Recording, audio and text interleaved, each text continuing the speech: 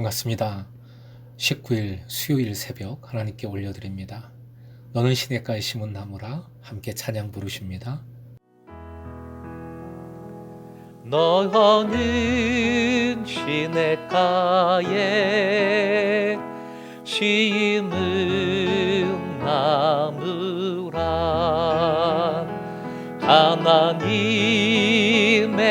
사랑 안에 믿음 뿌리 내리고 주의 뜻대로 항상 살리라. 주의 시절을 쫓아 구원 열매 맺으면 주의 영화로운 빛 너를 보고 가리니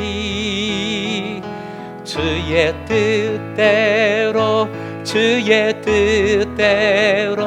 항상 살리라.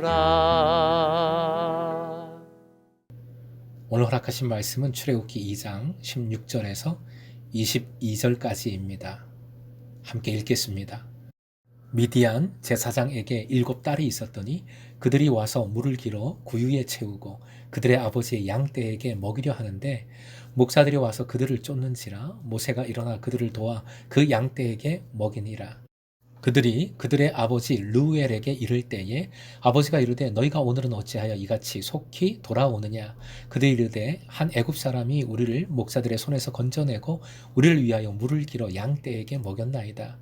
아버지가 딸들에게 이르되 그 사람이 어디에 있느냐. 너희가 어찌하여 그 사람을 버려두고 왔느냐. 그를 청하여 음식을 대접하라 하였더라.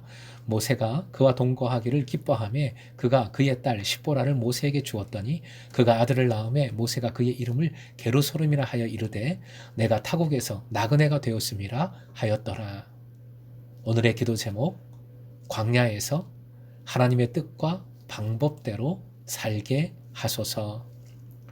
광야에서 하나님의 뜻과 방법대로 살게 하소서. 16절에 미디안이라는 지명이 나옵니다. 창세기 25장 1절부터 2절 읽어드립니다. 아브라함이 후처를 맞이하였으니 그의 이름은 구두라라. 그가 시므란과 욕산과 우단과 미디안과 이스박과 수아를 낳고. 이 말씀에 미디안이라는 이름이 나오죠. 즉 히브리 민족과 관련이 있는 핏줄이 미디안입니다. 자기 백성을 살려야 할 모세를 자기 백성과 관련 있는 미디안, 이곳으로 하나님께서 인도하신 겁니다. 미디안 제사장이라고 했습니다. 18절에 본명이 나옵니다. 르우엘, 하나님의 친구라는 뜻입니다.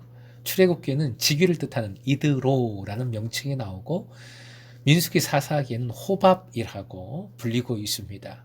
칼빈은 우상을 섬기는 제사장은 아니었지만 오염된 신앙으로 섬기는 제사장이라고 설명했습니다. 학자들에 의하면 당시 금동 지역의 권능자로 알려진 셈족의 신 엘을 섬기는 제사장으로 추측을 하고 있습니다.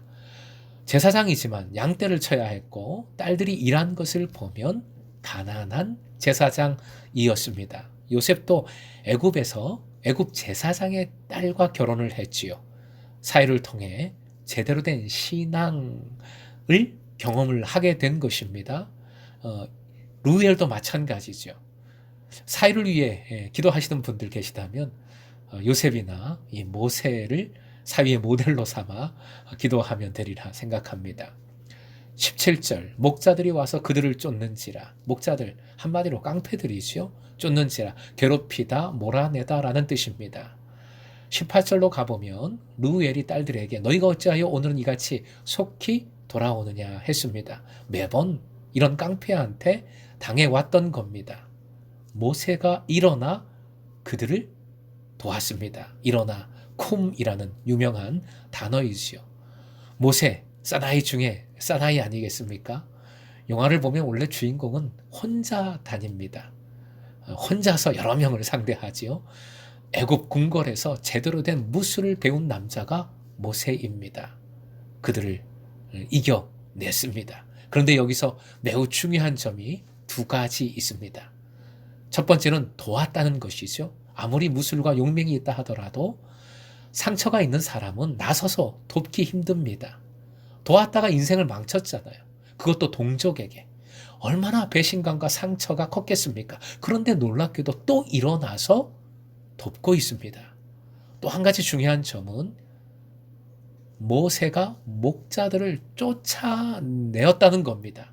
매우 주의 깊게 보아야 할 부분, 쫓아내었다는 부분이지요. 정과 방법을 달리한 겁니다. 옛날 같으면 죽였을지 모릅니다. 그러나 이 깡패들, 못된 목자들을 쫓아만 내었습니다. 우리는 좋은 일을 시도했다가 어려움을 만나면, 시험을 당하면 다시는 안 하려고 합니다. 내가 다시는 교회 다니나 봐라. 내가 다시는 봉사하나 봐라. 이런 마음을 갖게 되지요. 그러나 중요한 것은 꾸준함입니다. 더구나 뭔가 안 되었다면 다른 방법으로 다시 도전을 해보는 것, 다른 태도를 생각해 보는 것, 즉 자기의 방법을 수정해서 섬기는 사람들이 복을 누린다는 것 잊지 마시기 바랍니다. 하나님께서는 모세를 이렇게 하나님의 방법을 붙들도록 수정해서 하나님의 방법을 사용하도록 훈련시키고 계신 겁니다. 19절 이 말씀을 보면 딸들이 흥분하고 있는 모습이 잘 느껴집니다. 막 무용담을 아버지에게 자세하게 펼치는 것이요. 애굽 사람으로 모세를 봅니다. 40년간 살았으니 당연한 것이겠죠. 우리를 목자들의 손에서 우리를 위하여 물을 길어. 지금 딸들은 신이 났습니다. 20절 아버지의 지혜가 돋보입니다. 놓치면 안 되죠, 이런 사람. 21절 결국 십보라와 결혼을 시키지요. 결혼을 했다는 것은 고대에는 돈이 있어야, 집창금이 있어야 하는데 대신 모세는 노동력을 제공하는 것이지요. 전에 야곱과 같은 처지가 됩니다. 22절 아들의 이름을 게르솜, 나그네, 방랑자라고 지었습니다. 현지의 삶에 정착하지 못하지는 않았을까? 내 고향은 어딜까? 나는 누구인가? 내 인생은 어디에서 어디로 가는 것일까? 이런 고민이 느껴지는 것이요. 나는 내 가족에게도 하나님에게도 혹시 잊혀지지는 않았는가 하는 그런 마음도 느껴집니다. 무려 40년을 지냅니다. 그러나 이 기간은 한마디로 광야의 기간입니다. 하나님을 새롭게 만나는 기간이 됩니다. 사랑하는 금성의 제자 여러분, 히브리인들 할 때 이브리의 뜻이 나그네, 건너온 자, 이방인이라는 의미죠. 이집트의 왕자 모세는 자신의 아들 이름을 게르솜, 이방인, 나그네라고 했습니다. 바로 자신을 이야기하는 것이지요. 모세가 이제 이방인, 나그네가 되었습니다. 그러나 이것은 왕자가 이런 이방인 나그네로 나락으로 떨어진 것이 아니라, 실패한 것이 아니라 본향을 깨닫는 목적지를 새롭게 설정하고 그 목적지를 향하게 되는 하나님의 인도하심입니다. 이미 모세는 하나님의 방법으로 살기 시작했어요. 전에 했던 실수를 수정해서 다르게 움직이고 있습니다. 이렇게 광야에서 인도하시는 하나님, 새롭게 해주시는 하나님, 광야에서 만나주시는 하나님을 여러분도 경험하여 하나님의 뜻과 방법대로 살아감으로 진정한 행복을 누리실 수 있기를 주님의 이름으로 축원드립니다.